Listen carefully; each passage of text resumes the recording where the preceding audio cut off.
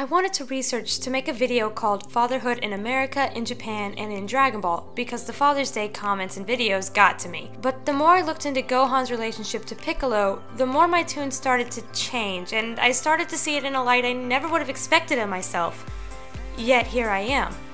So for today, let's just focus on Piccolo's relationship to Gohan. This gets pretty complicated and I'm certain pretty long, but I promise you that every tiny detail I bring up is important to understanding the final conclusion. I understand how it can be annoying when you think someone is simply summarizing events and not actually analyzing them, but I swear to you, I will try to get through that part of the video as entertainingly and quickly as possible and will leave you with plenty of analytical information. So without further ado, let's have a double take and a better look into Piccolo. Now, we haven't even started really looking at the manga, and already I'm going to tell you all a secret about child development. The first 5 years of life are known as the foundation years. Basically, what that means is that this is the time where the most prominent life-changing moments will occur. Just about everything that happens to or around a child in these years will shape their perception of reality. Keep that phrase, their perception of reality, in mind when we start to discuss the effects on Gohan made by Piccolo's decisions. Yes, Gohan being 4 years old at the beginning of the series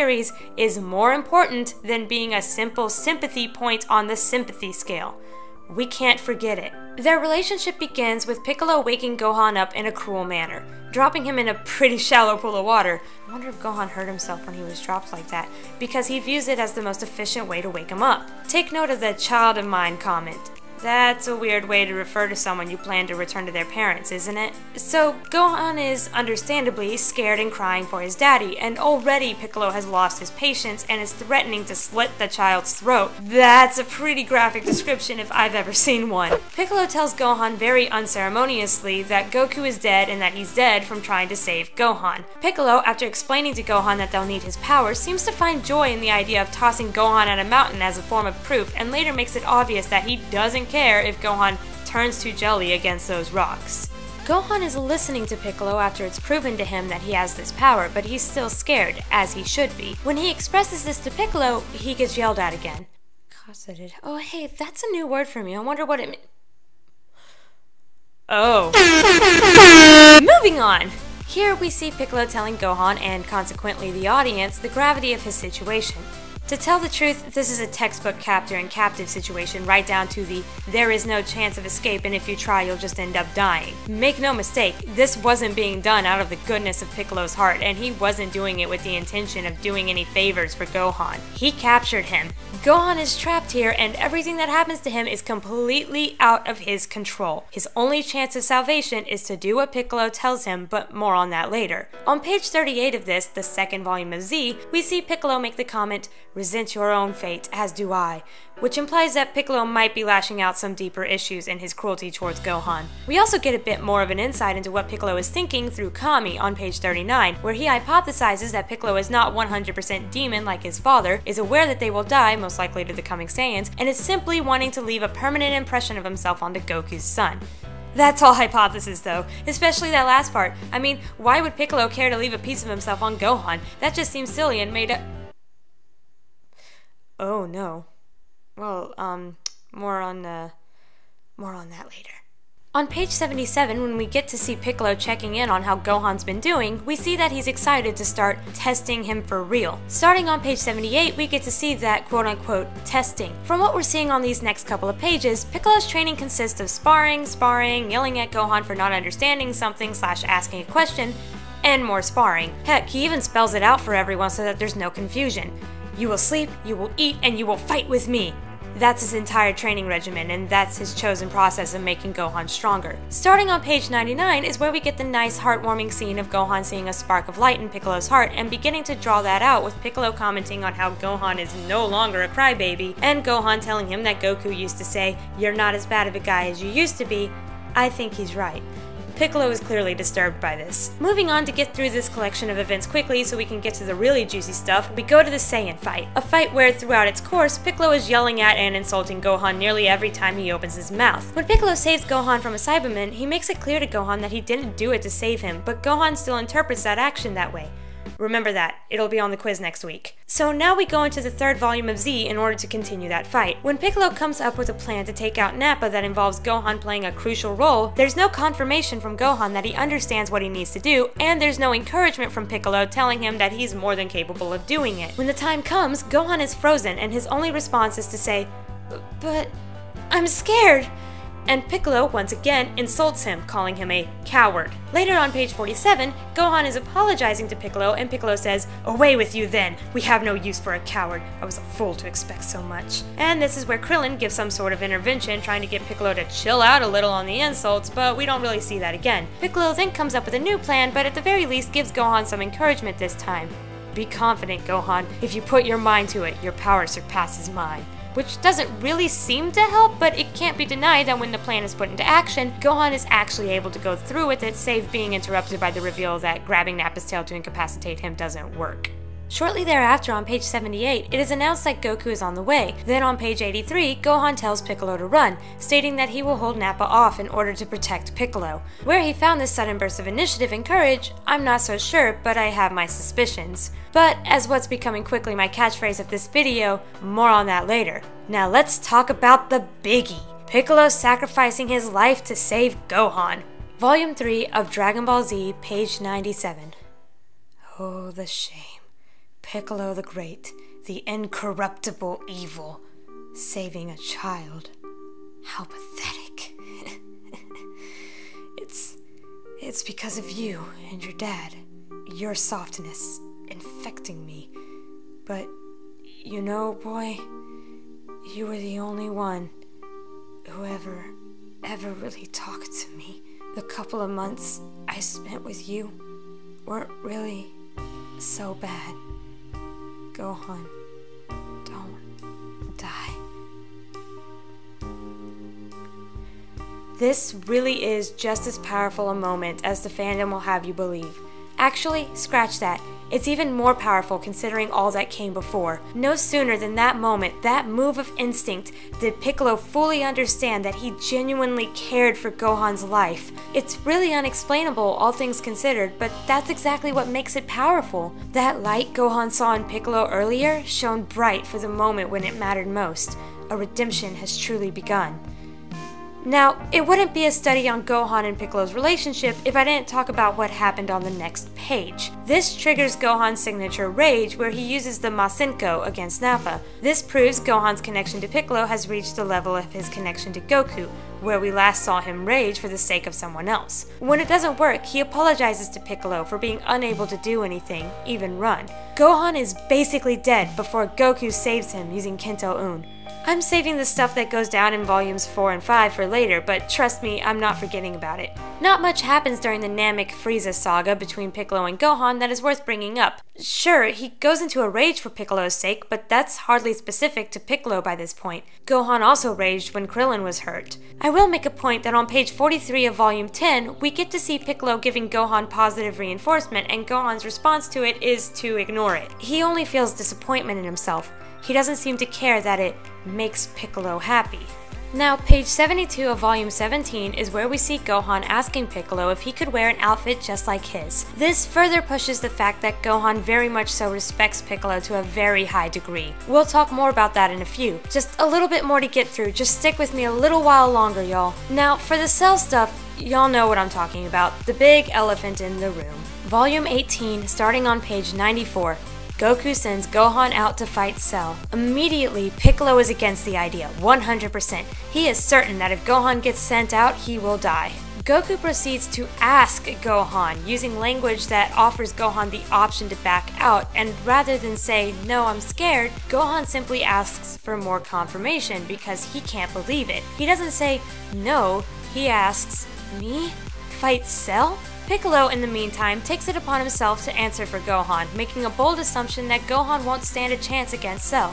In response to this, Goku turns his attention to assuring Piccolo that Gohan is more than capable. When Krillin decides to speak his concerns, Goku gives him a quick answer and then makes the point again of giving full control to Gohan. Shall I ask him how he feels? What do you say, Gohan? Goku didn't tell Gohan he was wrong to have doubt, he just assured him that it wasn't necessary by showing Gohan what he was talking about. And asking him if he had a hard time following along, Gohan reveals that he didn't believe Goku was fighting to his full potential.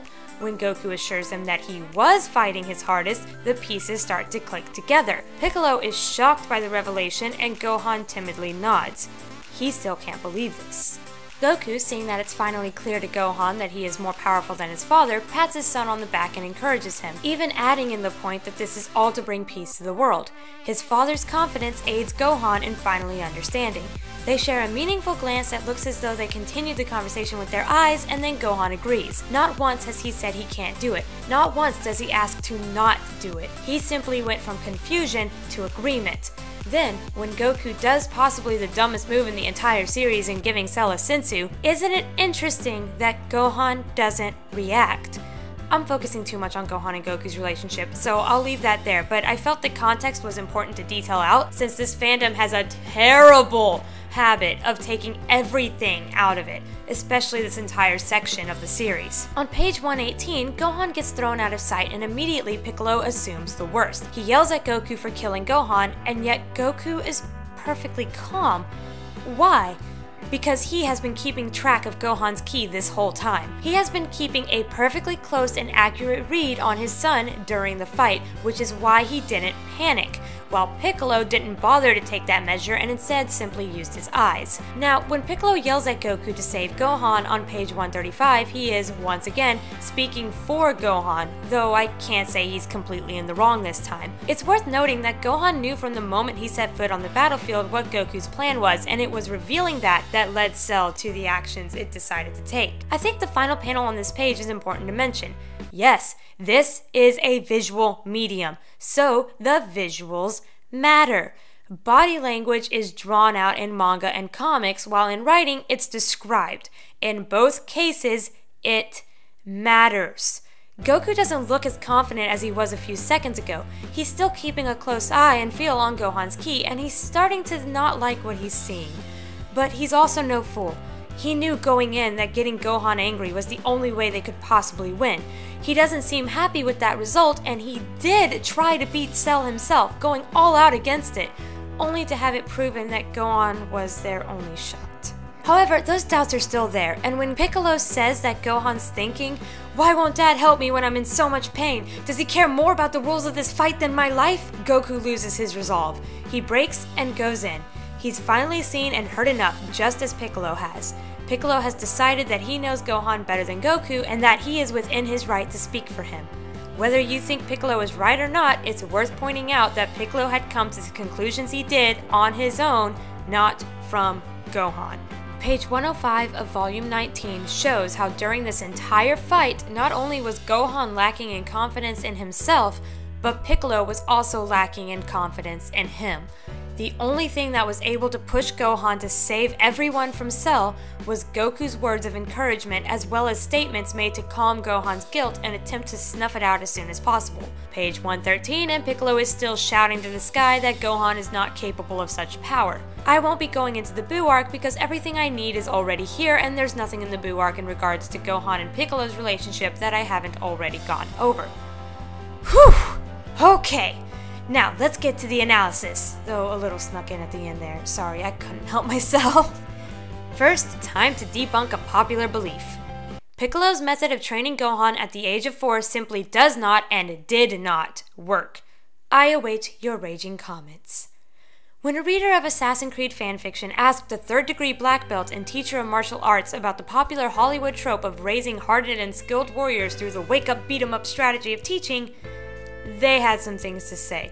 Mainly, the vast majority of training, like the kinds you listed, are edgy incompetence. They don't serve a purpose other than sadism, and your students don't learn anything. Unfortunately, cruelty on its own doesn't teach much. The Spartans were abusive jerks, but their methods worked. The beat-up, abuse them, cruelty methodology simply doesn't work unless you understand the kinds that work, and from a storytelling perspective, it also isn't interesting. The kind of edgy training you see in most stories is a round of kinders first, people mimicking what Hollywood has taught them or what they've seen in fiction elsewhere. The assumption in this line of thinking is that the more brutal the training, then the more dangerous the fighter. this isn't true.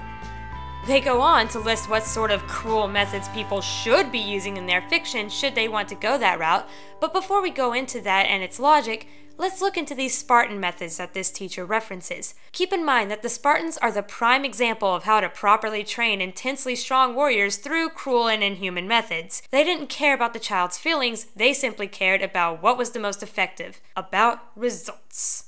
Now, History.com tells us that the Spartans judged their children from birth, and if they failed their examination, the children were most likely left off in a desert somewhere where it would be possible for someone to find and adopt them, but also possible that they would die from exposure.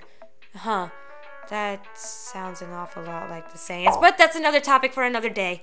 The point is that the Spartans didn't care about the child's well-being, otherwise they wouldn't be so willing to literally toss them aside at birth.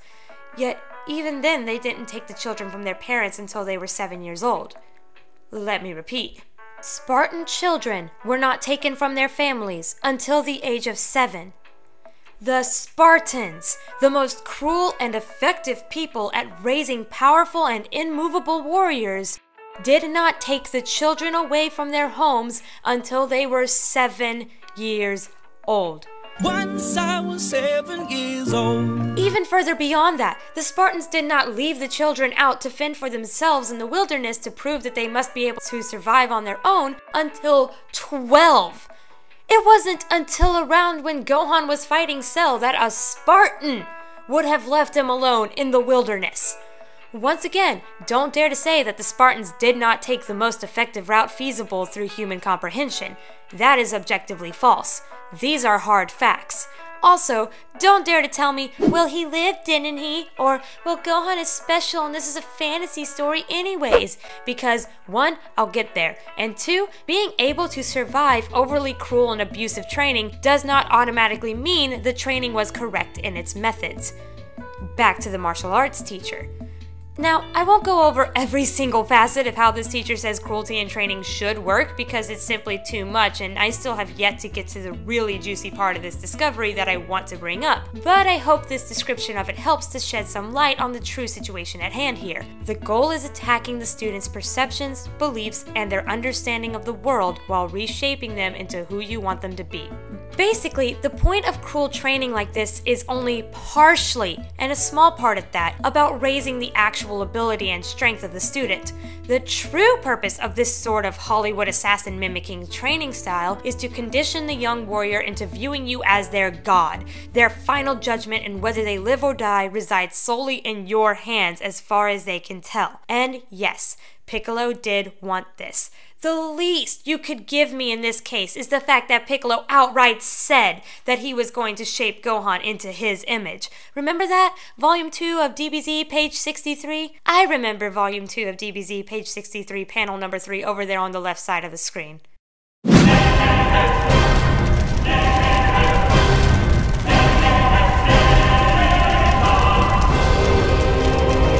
I will play devil's advocate for the people who want to believe Piccolo simply wanted Gohan to be the best he could be.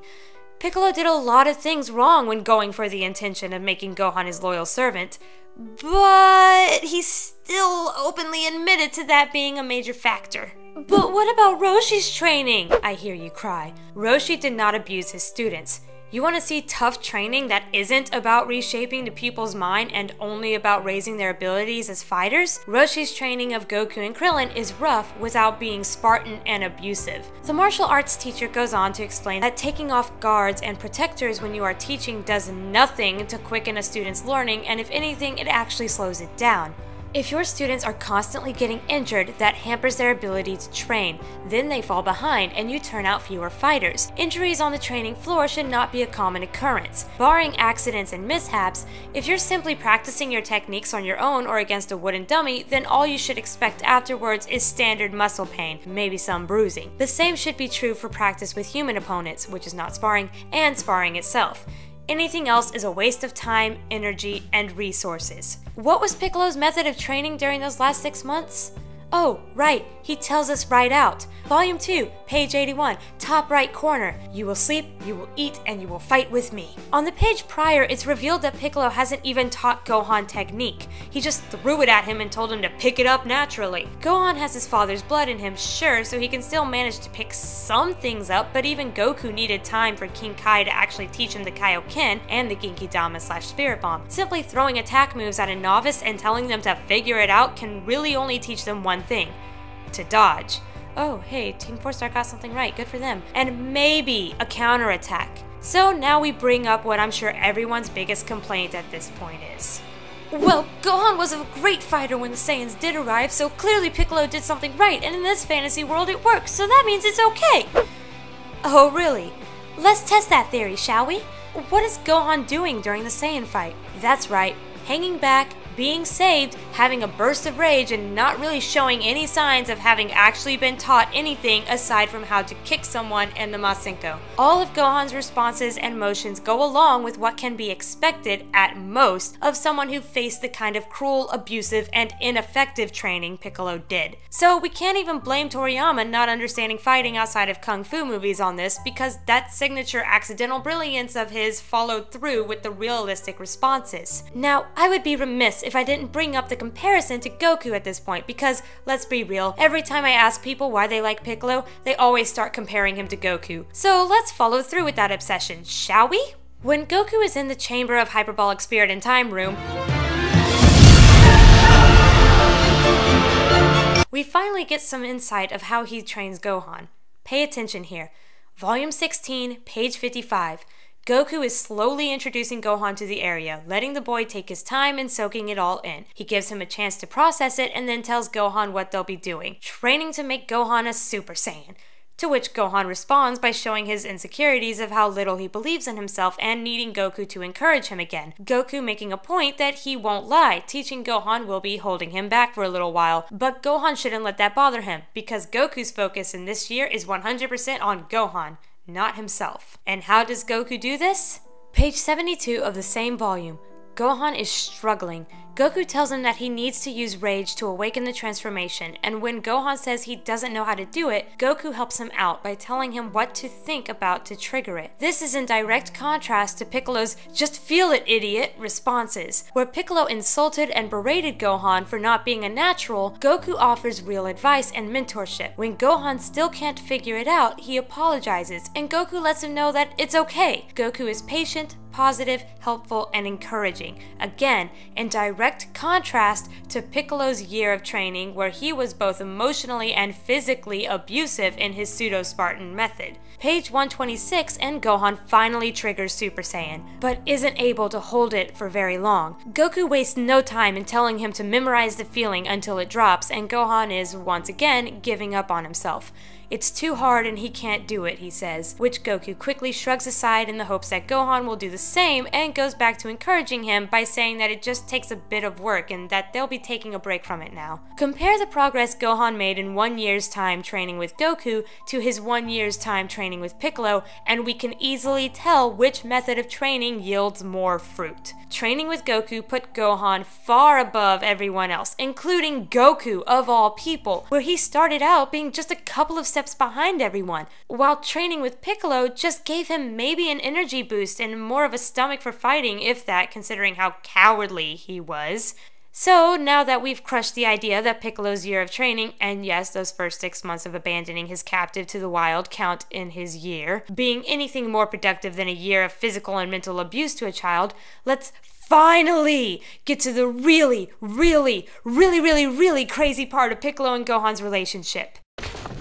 Really? To start off, allow me to read to you what consulting clinical psychologist Dr. Joseph M. Carver, PhD, has to say about the "but they're happy" argument. People are often amazed at their own psychological conditions and reactions. Those with depression are stunned when they remember they've thought of killing themselves. Patients recovering from severe psychiatric disturbances are often shocked as they remember their symptoms and behavior during the episode. A patient with bipolar disorder recently told me, "I can't believe I thought I could change the weather through mental telepathy." A common reaction is, "I can't believe I did that." In clinical practice, some of the most surprised and shocked individuals are those who have been involved in controlling and abusive relationships. When the relationship ends, they offer comments such as, "I know what he's done to me, but I still love him. I don't know why, but I want him back." Or, "I know it sounds crazy, but I miss her." Recently, I've heard, "This doesn't make sense. He's got a new girlfriend and he's abusing her too, but I'm jealous." Friends and relatives are even more amazed and shocked when they hear these comments or witness their loved one returning to an abusive relationship. While the situation doesn't make sense from a social standpoint, does it make sense from a psychological viewpoint?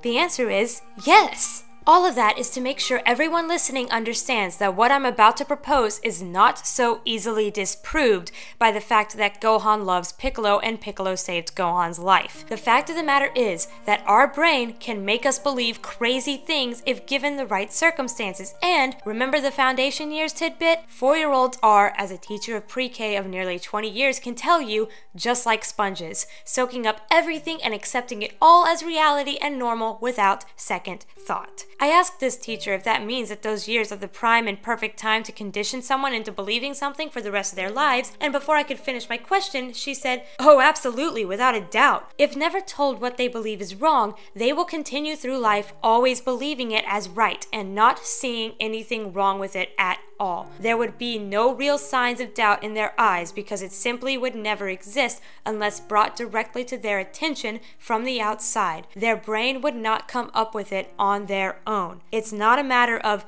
deep down they hate them. It's a matter of they can't hate them." Now please allow me to continue quoting this reliable article I have found. It really is the best way for me to get this point across. On August 23, 1973, 2 machine gun carrying criminals entered a bank in Sweden. Blasting their guns, one prison escapee named Jan Erik Olsson announced to the terrified bank employees, "The party has just begun." The 2 bank robbers held 4 hostages, 3 women and 1 man, for the next 131 hours. The hostages were strapped with dynamite and held in a bank vault until finally rescued on August 28th. After their rescue, the hostages exhibited a shocking attitude considering they were threatened, abused, and feared for their lives for over 5 days. In their media interviews, it was clear that they supported their captors and actually feared law enforcement personnel who came to their rescue. The hostages had begun to feel the captors were actually protecting them from the police. One woman later became engaged to one of the criminals, and another developed a legal defense fund to aid in their criminal defense fees. Clearly, the hostages had bonded emotionally with their captors. This is a real-life story that happened. These 4 hostages were grown adults and were only captured for 5 days, yet they had built bonds with their captors strong enough that one woman married one of the criminals. She was in love with him.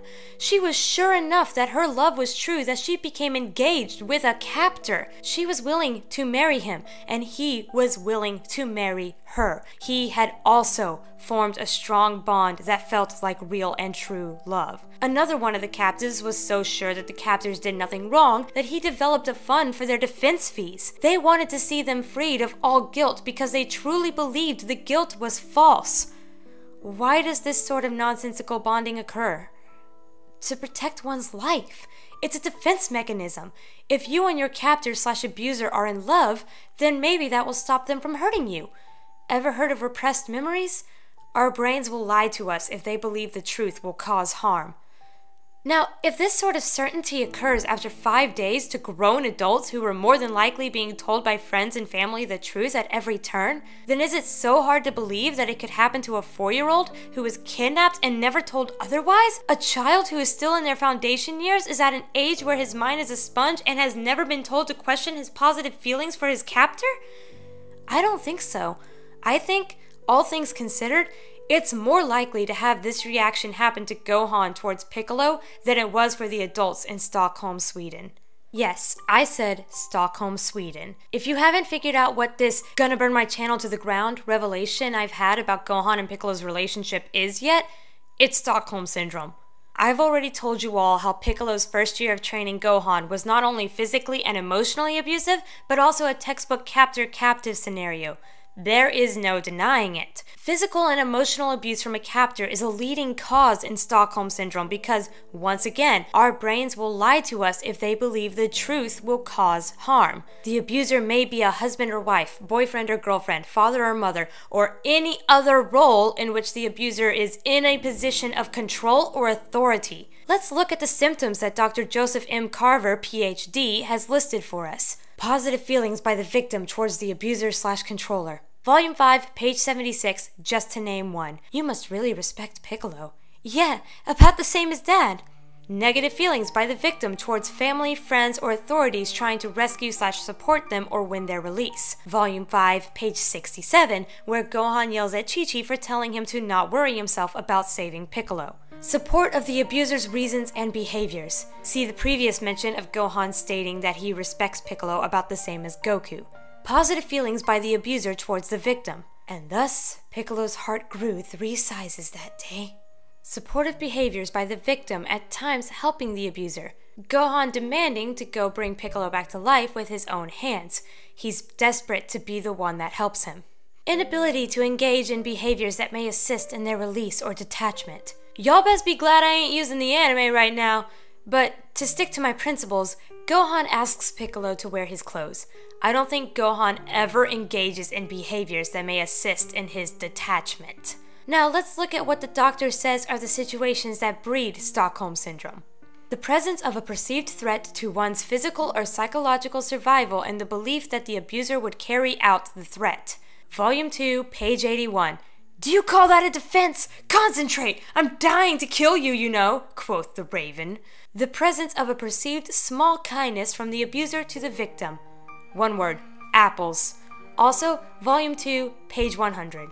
Isolation from perspectives other than those of the abuser. He was alone with no other person than Piccolo to talk with for an entire year. The perceived inability to escape the situation. Volume 2, page 38. Oh, and by the way, don't even think about escaping. This place is surrounded by desert. I've kept you all here long enough, so I won't be quoting any more of the article on Stockholm Syndrome, but I'll link to it. There's a lot of great information in there, and if you want to prove me wrong, as I'm certain you're all itching to do, you're going to need hard evidence to counteract my hard evidence. So, have at ye. So for my final point, let's talk about Piccolo's change of heart. Volume 11 of Dragon Ball Z, page 56, gives us one tiny speech bubble that changes everything the popular fandom majority of Dragon Ball has believed about Piccolo's redemption. Krillin's comment of, "How do you know about the Great Elder?" I think that's a very reasonable question for Krillin to ask, don't you? Well, the answer is obvious. Piccolo fused with Nail. Piccolo fused with Nail, and suddenly he's insulting Gohan less, is more than aware of who Dende is, and all in all has seemed to become kinder, more patient, and more understanding. Cue Piccolo's fusion with Kami, and suddenly Piccolo is expressing the same type of doubts Kami would express. Piccolo is reacting to Gohan versus Cell the same way Kami reacted to Goku versus Piccolo. You may think you know, and you might actually know, that when Piccolo fuses with Nail and later Kami, it does more than just give a power boost. But did you internalize that? Did you consider that when analyzing Piccolo's character? Piccolo said it himself, didn't he? After fusing with Kami, he was no longer Piccolo, but rather the Namek who had forgotten his name. Don't get me wrong, Piccolo has been redeemed. Piccolo still struggles with kids, as shown in the Buu arc and his inability to get Goten and Trunks to respect him the way Goku commanded respect, but he obviously is much more aware and cares a lot more about their well-being. The Piccolo at the end of the series is not the same Piccolo who kidnapped Gohan and would never repeat that abuse, but the abuse happened, and its effects are still present. Gohan's blind hero worship of Piccolo is not Green Dad or the signs of a child loving someone as a father figure. It is the signs of a little boy who was abused for no good reason, whose mind told him to love and worship his captor. It's Stockholm Syndrome. The Piccolo who trained Gohan was a monster. Oh, wait, what do I know? I can't speak or read Japanese.